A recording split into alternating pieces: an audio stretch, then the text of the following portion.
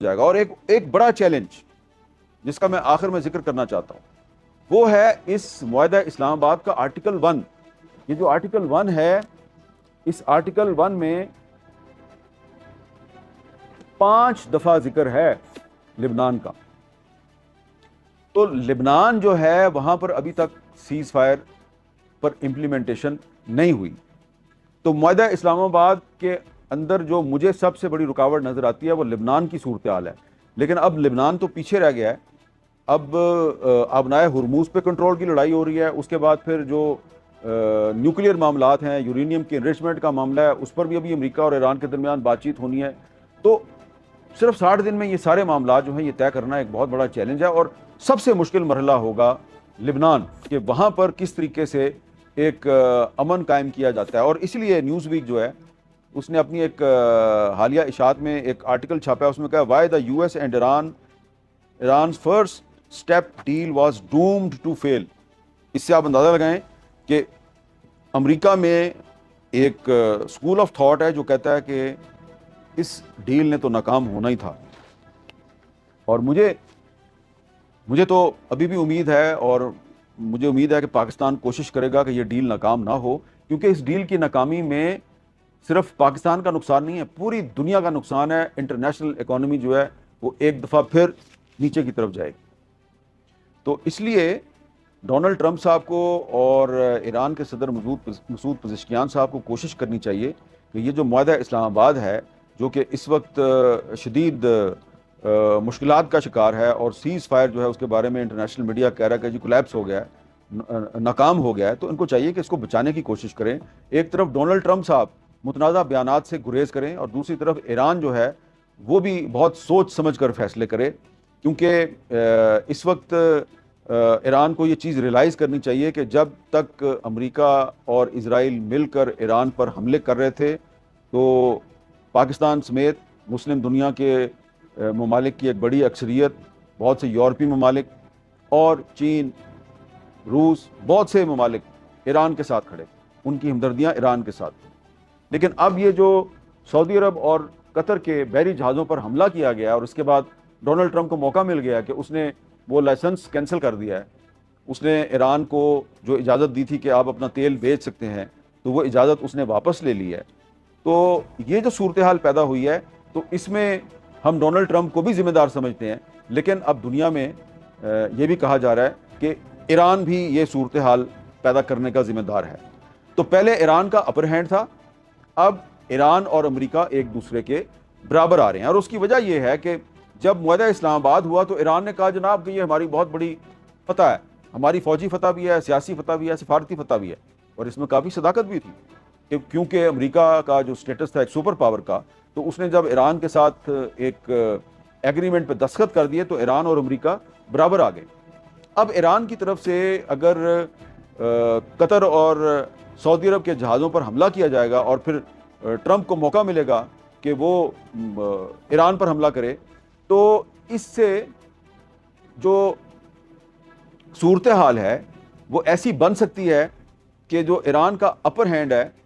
وہ نیچے بھی جا سکتا ہے۔ تو اس لیے ایران کو بھی کچھ فلیکسیبلٹی کا، کچھ لچک کا مظاہرہ کرنا چاہیے، اور ڈونلڈ ٹرمپ صاحب جنہوں نے پہلے ہوش مندی کا مظاہرہ نہیں کیا، بہت سے متنازع بیانات دیے اور اس ڈیل کے لیے بڑی مشکلات پیدا کی، اب ان کو چاہیے کہ وہ بھی کچھ خیال کریں اور ایسے حالات پیدا نہ کریں کہ امریکی عوام جو ہیں وہ سڑکوں پہ آ جائیں اور ڈونلڈ ٹرمپ کے خلاف نعرے بازی کرنا شروع کر دیں۔ اور ایران کی جو حکومت ہے اس کو بھی خیال کرنا چاہیے کہ اگر آیت اللہ علی خامنائی کے جنازے کے موقع پہ ایران کے عوام نے ایک بہت بڑی قومی یکجہتی اور اتحاد کا اور عزم و استقلال کا مظاہرہ کیا ہے، تو اب اس اتحاد کو لے کر آگے بڑھیں، ایسے حالات پیدا نہ کریں کہ جو ایران کے اتحادی ممالک ہیں ان کے لیے مشکلات پیدا ہوں۔ اور ایک بڑی مشکل جو پاکستان کے لیے پیدا ہوئی ہے اس کا میں اب ذکر کرتا ہوں، اور میں بڑے دکھ کے ساتھ اور بڑی تکلیف کے ساتھ یہ ذکر کرنے لگا ہوں کہ پاکستان کی کوشش تھی کہ جب امریکہ اور ایران کے درمیان یہ معاملات کچھ بہتر ہو جائیں گے اور ان کے درمیان ایگریمنٹ جو ہے وہ ایک کمپریہنسو ایگریمنٹ میں تبدیل ہو جائے گا، تو اس کے بعد ایک وسیع البنیاد علاقائی اتحاد بنایا جائے گا، ایک اسٹریٹجک الائنس بنایا جائے گا، جیسا کہ پاکستان اور سعودی عرب کا الائنس ہے، ایک ڈیفنس ایگریمنٹ ہے پاکستان اور سعودی عرب کا۔ تو پاکستان کی کوشش تھی کہ اس ڈیفنس ایگریمنٹ میں ترکی بھی آ جائے، قطر بھی آ جائے، مصر بھی آ جائے اور ایران بھی آ جائے۔ لیکن اب یہ جو صورتحال پیدا ہوئی ہے جس میں پاکستان کے لیے بہت مشکلات ہیں کہ سعودی عرب کے جہاز پہ حملہ کر دیا ہے جس کے ساتھ پاکستان کا ڈیفنس ایگریمنٹ ہے۔ تو جب آپ سعودی عرب پر حملہ کریں تو آپ کو یہ سوچنا چاہیے کہ بھائی اس ملک کا پاکستان کے ساتھ ایک ڈیفنس ایگریمنٹ ہے، اور وہ پاکستان جس کی سیاسی اور فوجی قیادت کی تعریف میں ایران کے اندر ترانے جاری کیے جا رہے ہیں، تو اگر آپ اسی پاکستان کا اتحادی جو ہے سعودی عرب اس پر حملہ کریں گے تو پاکستان کے لیے تو ایک آپ مشکل صورتحال پیدا کر دیں گے نا۔ تو اب ایک تو پاکستان کے لیے یہ مشکل ہے کہ سعودی عرب پاکستان کا ایک فوجی اتحادی ہے، ڈیفنس ایگریمنٹ ہے پاکستان کا اور سعودی عرب کا، تو ایران اگر دوبارہ کوئی ایسا قدم اٹھائے گا تو پاکستان کے لیے بڑا مشکل ہو جائے گا، کیونکہ پاکستان نے تو سعودی عرب کا دفاع کرنا ہے۔ اور پھر وہ جو ایک اسٹریٹجک الائنس جس میں پاکستان سعودی عرب کے بعد